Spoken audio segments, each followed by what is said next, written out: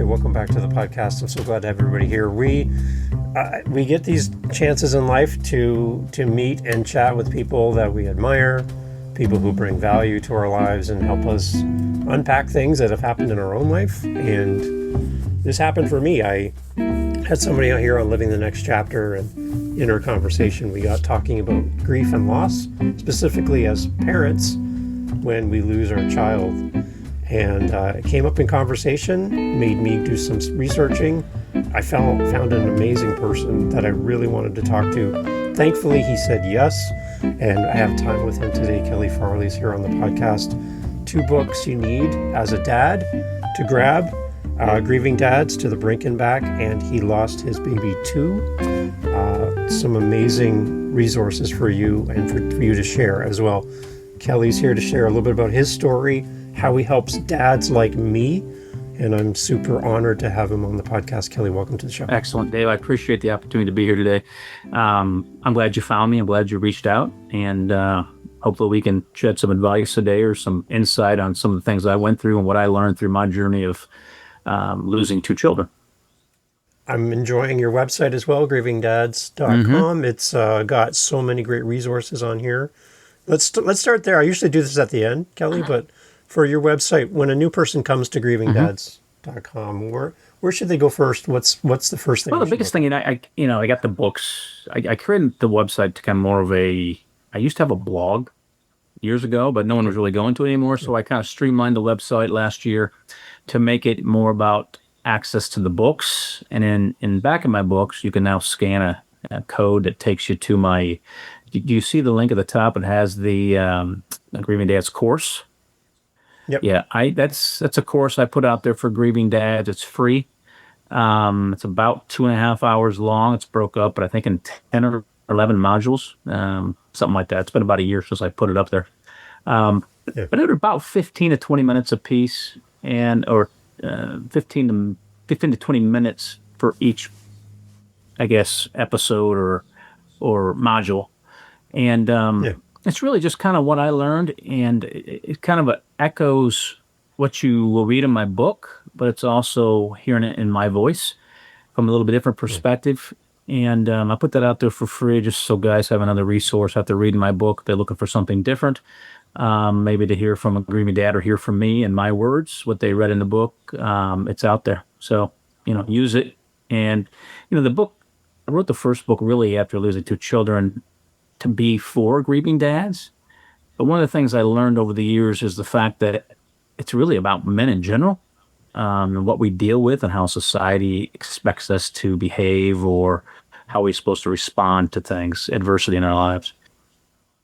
I listened to the audiobook for Grieving Dads. I was hitting the rewind button. I almost got in trouble at work, I think, because I was touching my phone too much, because listening to that while I'm supposed to be working, right. I'm supposed to be working. But you're keeping me company, right? Your book was keeping me company the whole time. There's so much great value in that book. And then now to have He Lost His Baby Too as well. There's just so many resources here for dads. Talk a little bit, Kelly, for those who haven't heard the story yet. I know you've told the story many times, but I don't want to miss the opportunity to bring people into the conversation. Talk a little bit about your journey and a little bit about your story, because I think I'd like to start. No problem. I'll start. We're going back a few years, almost 20 years.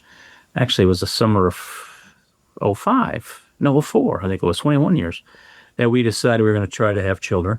We both were in the corporate world. My wife was an engineer. I was an engineer. And we'd waited kind of in our mid-30s to try, thinking, okay, this is going to be easy. We ended up going through fertility treatments. It wasn't as easy as we thought it was going to be. We went through fertility treatments, and we ended up becoming pregnant with Katie, and we ended up losing her. It's a miscarriage, later term miscarriage, unfortunately, and it kind of took us by surprise. You always hear bad things happen to other people, but until you're in it and you're living it, you don't realize it can also happen to you, and they did. And so after that loss, my wife was pretty devastated. Yeah, I was too, but I didn't want to acknowledge it. She was visually showing it, and I was doing my best to bury it deep. And I thought I was doing a pretty good job of it for about a year and a half. 2005, I was in sales. I also sold real estate during that time as well as working as an engineer. So I was having a very productive year because I was pretty much running from the pain. I didn't want to stop, think about it. My wife wouldn't talk about it all the time. And I tried to not talk about it all the time because I was, like I said, I was trying to run from it. I was always taught as a kid, you kind of, at least for my dad's behavior, I guess, was if you don't talk about something, it didn't happen, or eventually it just goes away. This pain didn't go away. In fact, it continued to get worse. And by would have been the spring of 2006, I started waking up with this weird things I'd never experienced before. I was just waking up crying just out of the blue. And I wasn't sure what was going on. I never felt depression before in my life. And as I mentioned in the book, I used to think depression was for weak people, and I'm not weak, right? Yeah. I was ignorant, unfortunately, during that time because I never experienced depression before. I didn't know it was real. I always thought you just set some goals, go achieve them, and you can work yourself out of depression. That didn't work so well. I tried it, went to the doctor. Doctor's like, Kelly, I think you're dealing with grief. I said, it's been over a year. It can't be grief. He's like, well, it could be, it could be. And so he ended up giving me a prescription. I said, I'm not going to take it. Give me a number to a counselor. I said, I'm not going. He goes, we'll take it anyway. And about a week, I don't know, a couple months later, maybe a week later, I found myself not doing so well, and then finally gave in to asking for that help. It was about the time it was kind of overlapping. At the beginning of 2006, we also decided to try again. And this time, we went through more fertility treatments, able to become pregnant with Noah, and we ended up losing Noah at like 22 weeks. He was stillbirth. And that kind of pretty much put me over the edge. What I was holding on to or still trying to hide from finally got to a point where I couldn't hold it in anymore. I just asked for help, couldn't go to work, couldn't function. It actually mentally paralyzed me is what it did. And it took me many years to kind of recover from that and to finally go, Kelly, it's okay as a guy.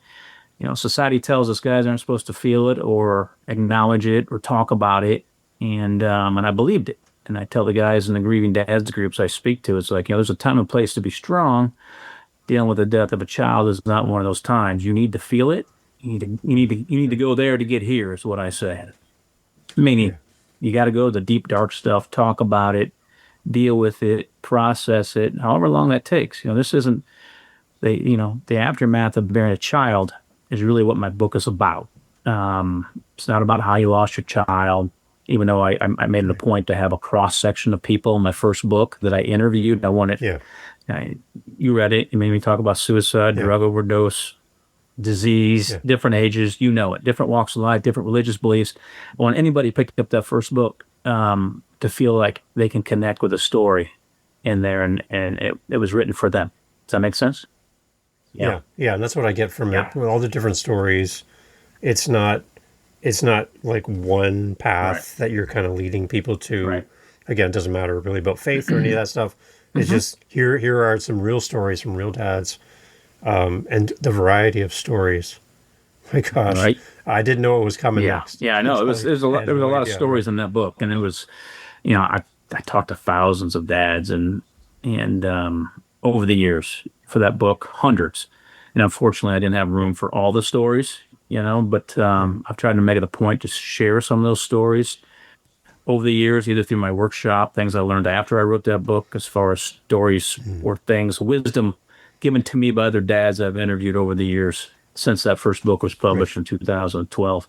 And I will say this, just to back up real quick my story. What turned it around for me is finally surrendering, because I didn't see any sort of hope whatsoever. I looked for it, I couldn't find it. Like that despair.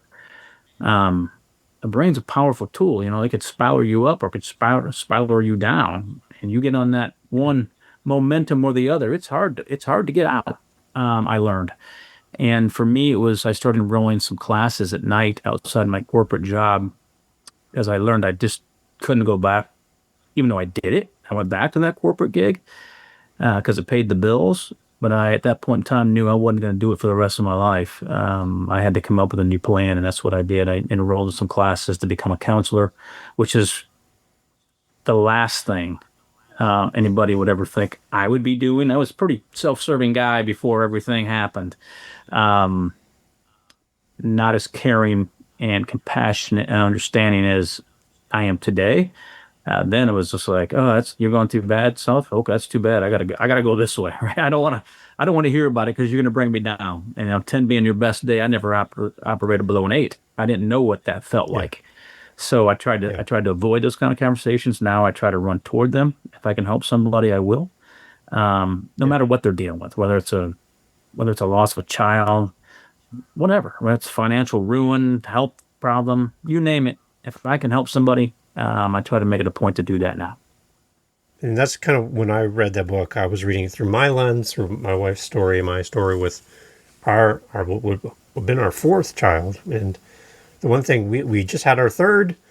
My wife's going back to work, and we found out we were having a fourth, and we were like not expecting that at all. I got the side eye from my wife, like, you big jerk. Like, what are you doing? Right. But we hadn't told anybody. Right. Nobody knew, just the two of us. Not even our kids knew what was going on. And I just remember a few months in to the pregnancy, saying 3 months, maybe almost 4 months, just getting a call saying your wife is on the way to the hospital. And I'm like, for what? Right. Like, I'm at work. I have people watching my kids while I'm at work, and I'm at work. My wife's back to work. And the whole thing just kind of happened in the moment, and we couldn't tell anybody. Right. Nobody knew what was going on. Nobody was celebrating with us the fact that this is next one is coming. Right. It was all kind of like happened so fast, right? Suffering in silence. Right. Yeah. The two of us. Good way to describe it. Yeah, we were too. Went through the same thing. It's just this weird feeling of wanting to tell people what's happening, but not. And most people don't know what to say back, right? I hear this all the time. Hey, a friend of mine lost a child. What do I say? What do I do? It's like, well, you don't have to say anything. Acknowledge it. Don't run from it. There's a lot of people that will run from it. I experienced it myself. I've talked to a lot of grieving dads that they've lost friends over this, and not because they got in an argument or anything. It's because the friends disappear. I realized pretty quick the real friends I had that weren't just transactional. Meaning there was people I was friends with that benefited from being friends with me, whether it was from referrals or doing business or whatever. But when I was no longer doing that business, they disappeared. Yeah, we call them the good time friends. They only stick around for the good times, right? And then you'll have the ones, and you'll make new friends. There'll be some new people that come along if you open your mind to go into grief groups or support groups. We got friends that are the dearest of friends that we met during those support groups that are still very dear friends today. They'll do anything for you because we get it. We've both been through it. When you did all those interviews with these dads and traveled, I love the story about how you got to travel too. How you met this gentleman, and he's like, "Here's my expense thing, and you can fly for free. Here you go." I'm like, who does that? That was, first of all, that was amazing to hear that in the book. But you get to go around and talk to these men and hear these stories. Like, what was it like the first few times talking to these men? You're still dealing with what you're dealing with, and now you're going to frame this. But how was it awkward to meet with these men for the first time? Yeah. And hear these At first it stories? was. The first one's actually in town where I lived. I just wanted to see how it would go. So I met with this guy, and we met at like a Panera. If you have Paneras in Canada. Yeah, okay. Yeah. So we met there. Second one I drove probably I think it was a 6-hour drive over to meet with this guy in Ohio.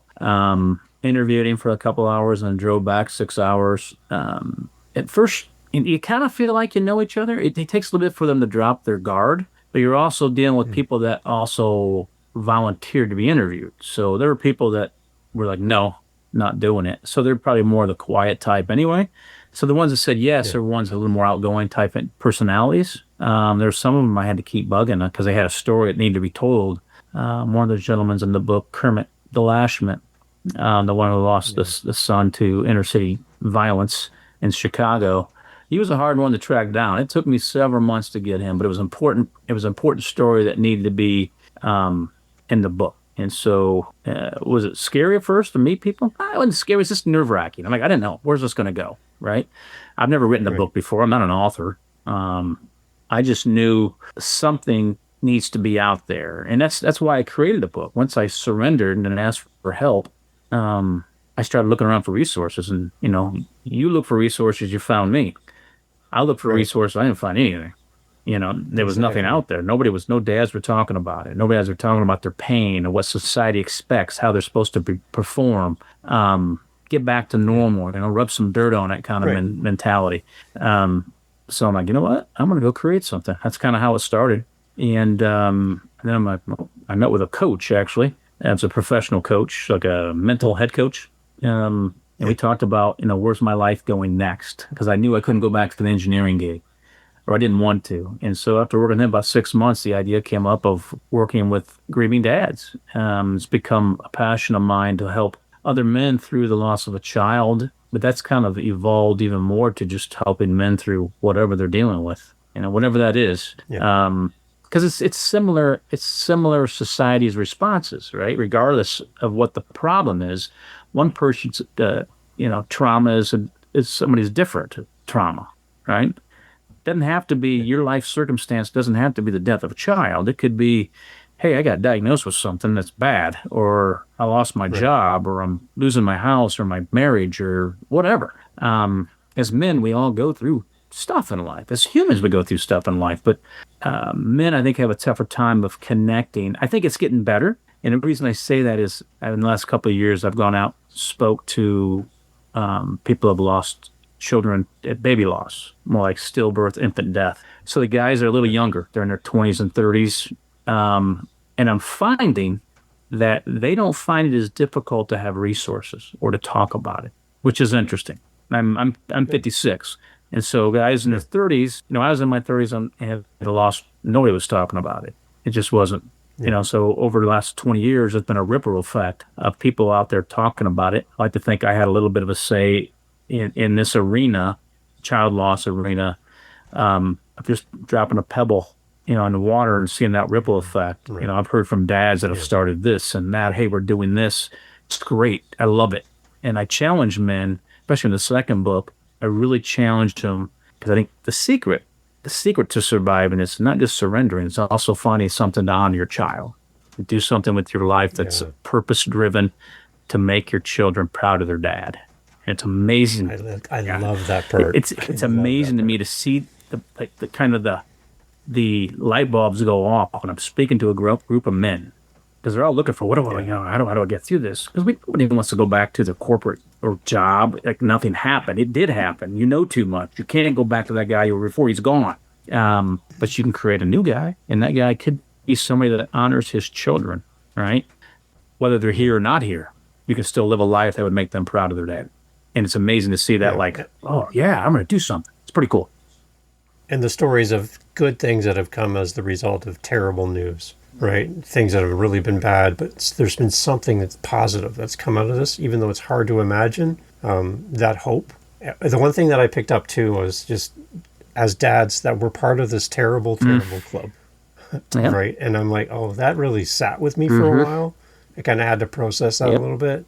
That you feel alone in this club, but there's more people than just one person in this Yep. club, right? And that's why I love what you Yep. did through the book, the interviews, and the resources. Again, I searched for you, and it was pretty easy to find you in a world where there's not as many resources. I'm glad it's getting better, but again, we're the same age.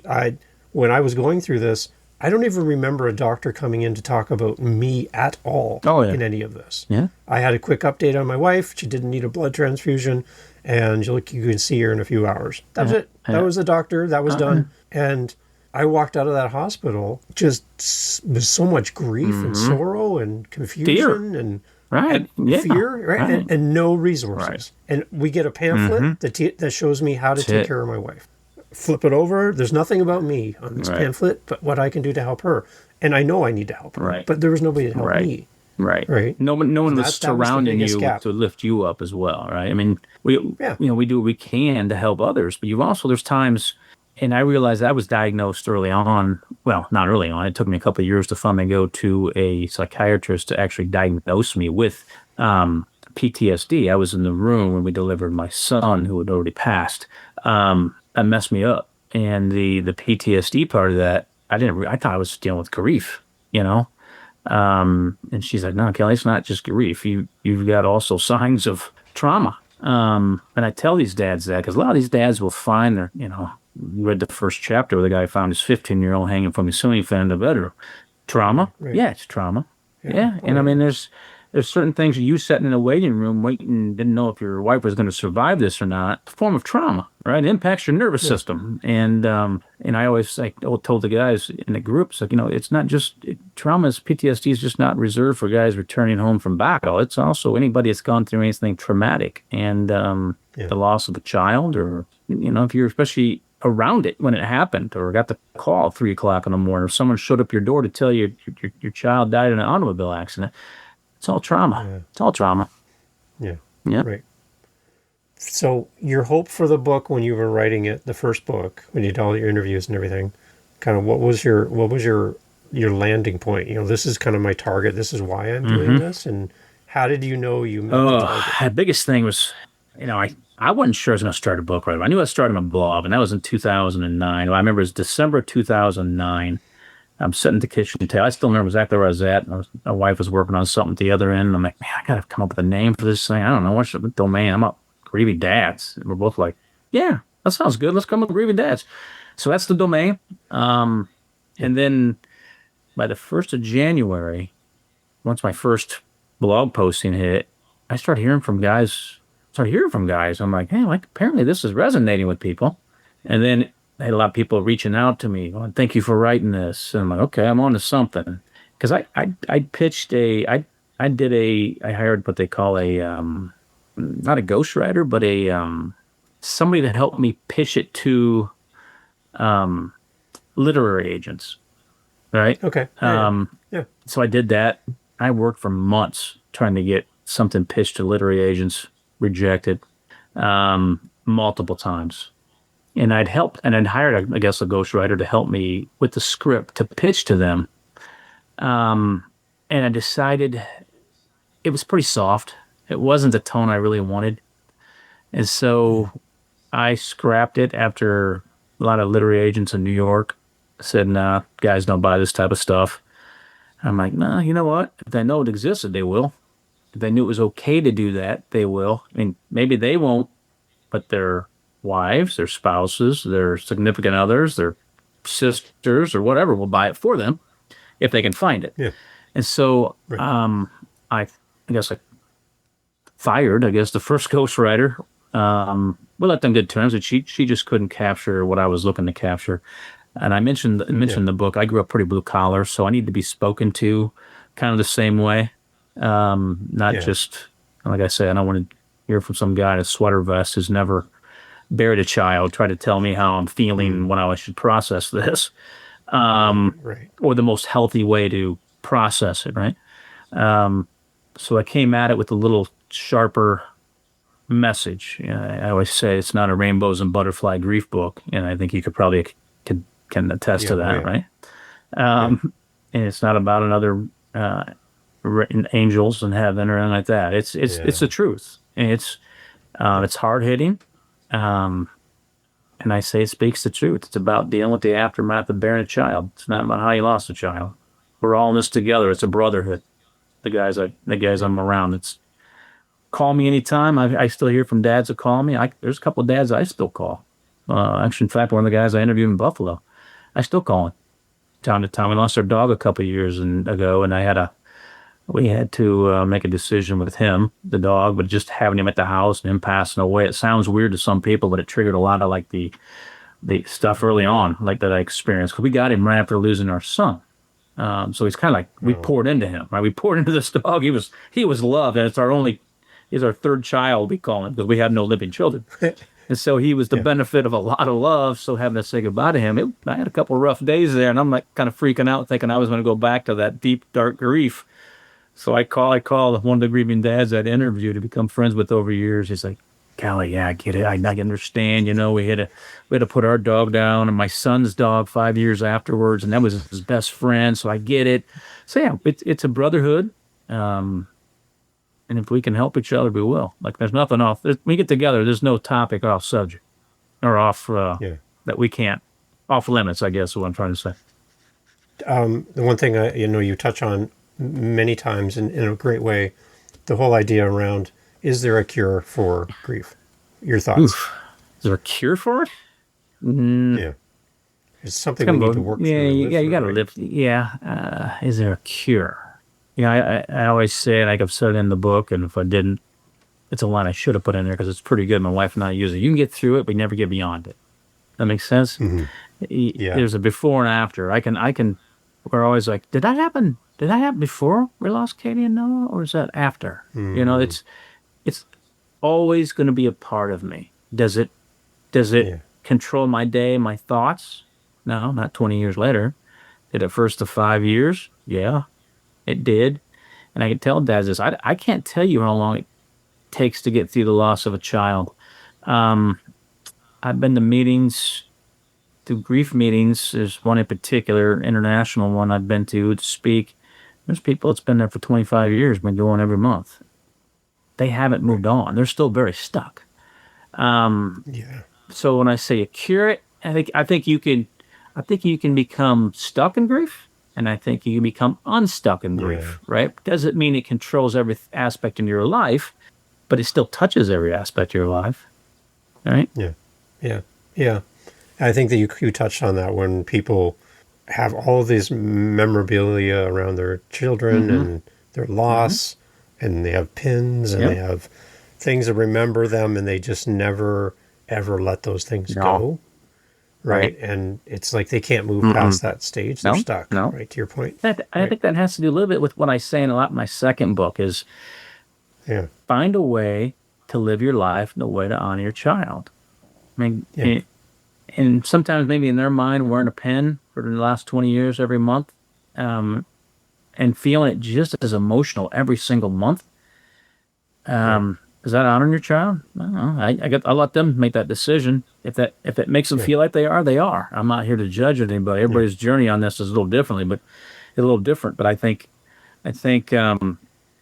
what I'm trying to say, you don't have to be stuck in it, right? You can go live a very, very good life afterwards. I no longer tolerate. I touch on this a lot in my second book. I no longer tolerate things in my life that I used to tolerate.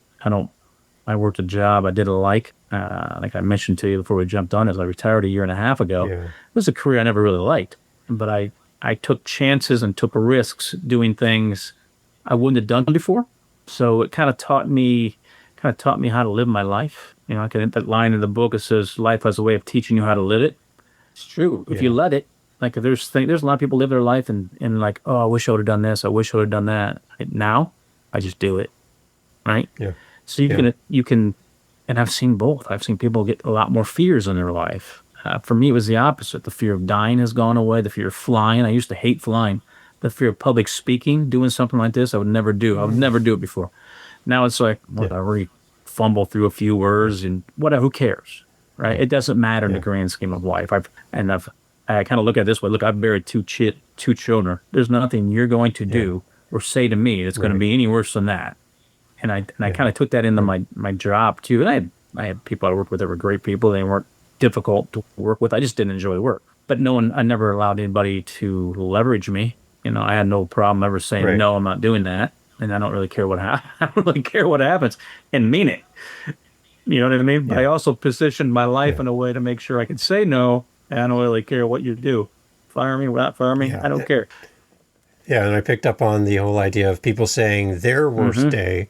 I have a flat tire on the way to work today, or the worst day ever. And you're like, really? Wow. I've got some stories. Yeah, I got a few stories. It's a totally different perspective, right? Yeah, not even my stories. I got thousands of stories of dads, and I've heard some stuff since the first book that would make your skin crawl. Some of these stories I've had to look up that were like, is this real? Is this a real story? Like news stories? Yeah, it's people go through some horrific things, and you don't realize it because most people don't talk about it. You might see a news blurb about it, but you don't get to, and that's what part of the first book. I wanted to give people a peek behind the curtain of what these people deal with after they bury a child. All right. It's one thing to say, oh, so and so's child committed suicide. It's another thing to realize and hear the story of a guy and his wife that go out for dinner, and they come home and open the bedroom door and realize the kid has shot himself with a shotgun in his head, and seeing what was left on the wall behind it. Right? Right. That's reality. That's their reality. That's what they're going to see every single day, probably for the rest of their life in some way. Yeah. Where if you just go to the funeral, say you're sorry, and move on, you don't understand what these people have gone through. So I wanted to, that's the reason why the book is a little more transparent.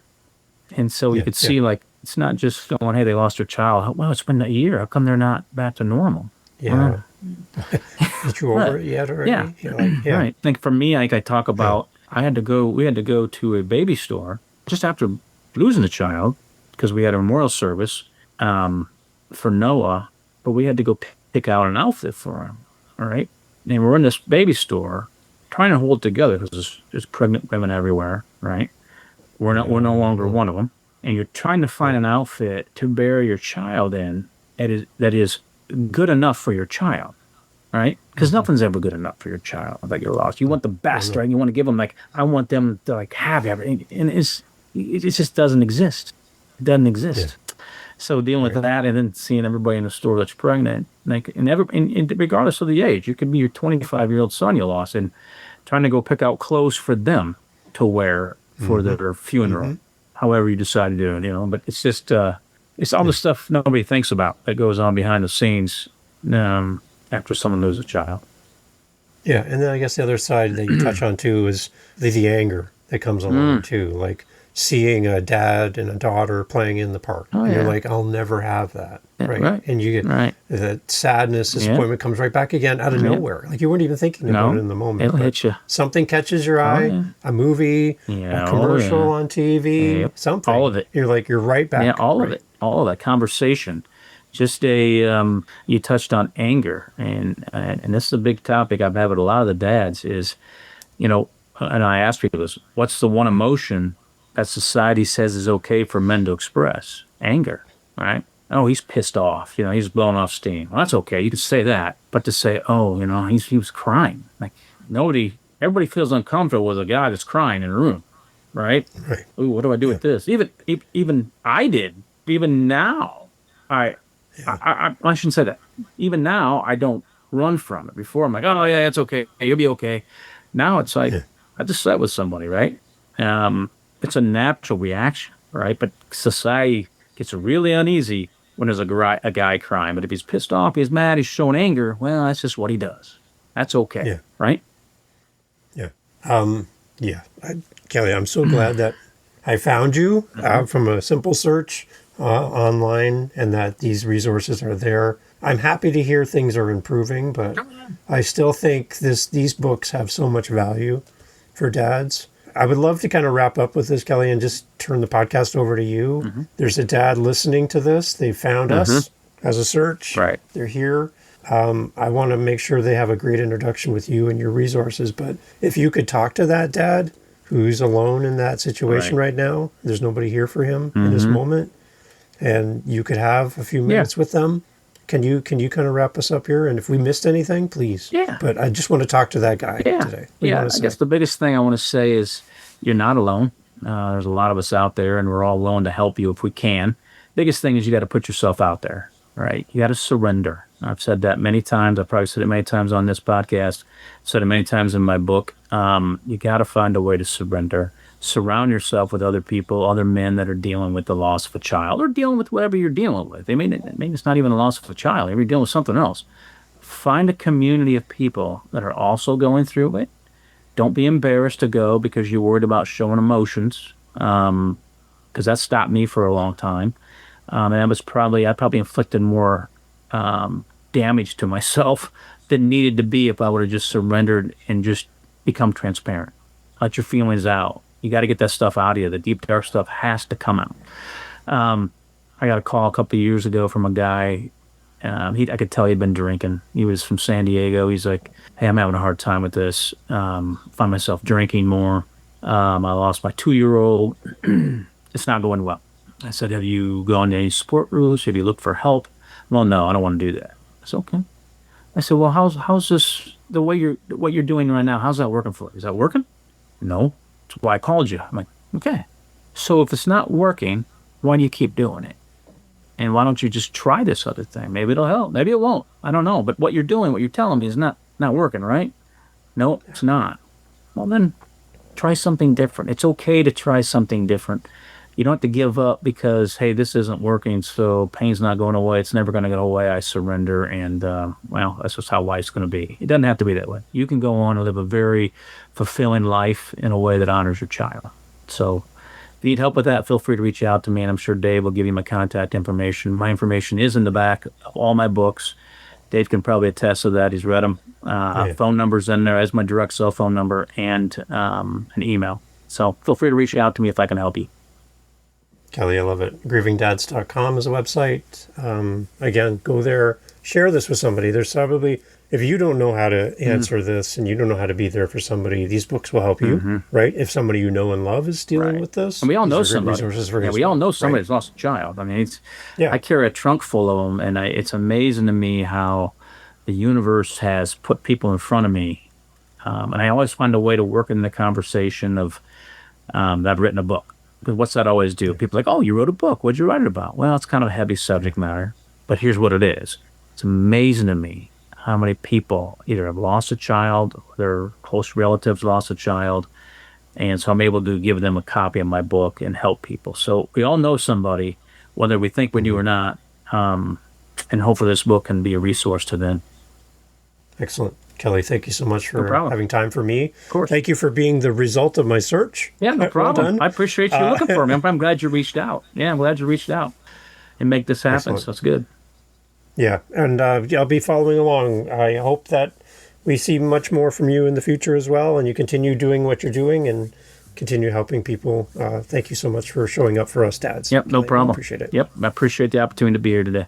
Thanks, Dave. Excellent. Yep. Everyone, all the information is always in the show notes. Go over to grievingdads.com. Connect with Kelly. I know he'd love to hear from you. When you buy his books, please leave a review. I know Kelly'd love to hear your thoughts as well. Yeah, that helps a lot. Yeah, appreciate it. Excellent. Thanks, Kelly. So thanks for being here. Thank you for listening to Dad Space. I really, really appreciate you being here. If this is your first time or you're coming back and back and back, it's great. Now, I am on a mission to talk to as many dads as I can through the show and connecting with you. You get to hear my voice by pressing play. I want to hear your voice by going to dadspace.ca and leaving me a voice message. I'd love to hear from you. And I'm on a mission to talk to 5 dads every month. 5 dads. 30 minutes maybe, tops, where we get together and just talk about maybe what you're getting out of the podcast, maybe how I can serve you in the content or with guests or topics.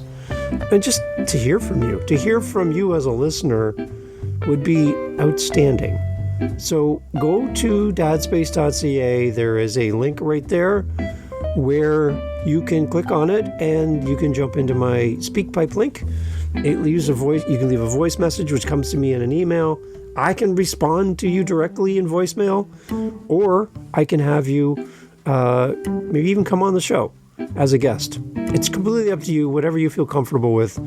But I'm here for you, and I'm so grateful that you're still here listening to this. So go to dadspace.ca and either let's get you on the show or you and I sit down with the calendar invite on my website and let's just have a conversation, one dad to another. Thank you for listening, and thank you for being here. Take care.